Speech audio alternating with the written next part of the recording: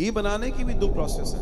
एक क्रीम से घी निकल जाता है सीधे, और एक मथने से निकलता है, दही जमाकर मथाया जाता है। जो दही जमाकर मथाया जाता है वो घी सर्वश्रेष्ठ है।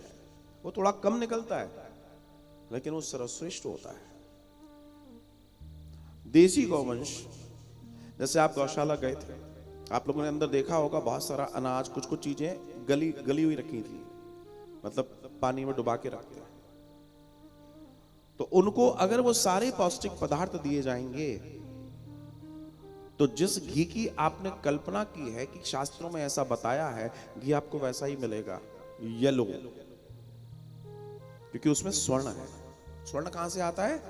जो गौमाता का कुंभ है यहां गर्दन के ऊपर, वो सूर्य की एनर्जी जब लेता है तो वो वहीं से लेता है और वहीं से पूरे शरीर में फेंकता है, और उससे उस स्वर्ण का, उस दर्शन का निर्माण होता है।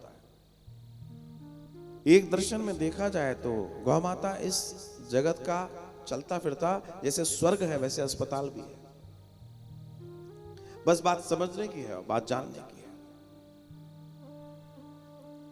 आज बहुत तेजी से लोग इस पे काम कर रहे हैं।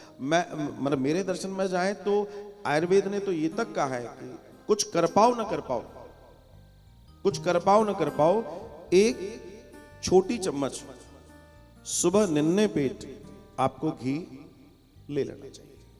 और अगर आप लेते हैं तो आप तय मान के चलिएगा, आपकी शरीर की जो रिपेयरिंग और जो मजबूती देगा आपको, ओवरऑल की बात कर रहा हूं मैं, इसकी आप कल्पना नहीं कर सकते।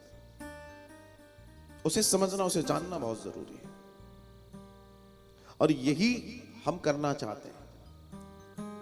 स्थिति यह है कि इतने, मतलब अपनी गौ माता की जो खिलाई पिलाई है उसका दर्शन है कि वो जो येलोनेस है उसी से आती है, खिलाई पिलाई से आती है। जहां भी जो भी लोग ले जाते हैं वो कहते हैं और है, हम कहते हैं अभी थोड़ा रुको, और भी लोग हैं।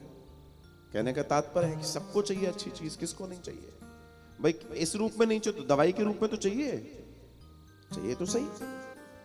अब बिना उसके मतलब कोई दर्शन नहीं है। तो इस बात को समझना और जानना जरूरी है कि हमारे लिए कौन सी चीज जरूरी है।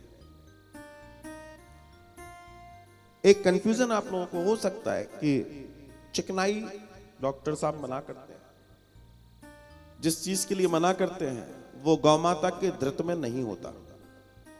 जो गौमाता का घी है उसमें ऐसा नहीं होता। हालांकि जब मना कर रहे थे तो अभी देखिए, ये जो मेडिकल साइंस है आज का, ये हर 6-8 महीने में अपडेट होता है।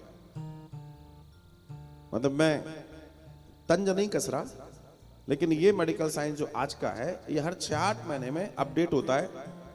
पुरानी दवा खत्म हो जाती है, नई अपडेट्स आ जाती हैं। लेकिन आप सोचिए, हमारे आयुर्वेद में प्राचीन काल में भी जो चीज जिसके लिए बनाई गई थी आज भी एज इट इज कार्य कर रही है। शोध इसे कहते हैं, शोध इसे कहते हैं।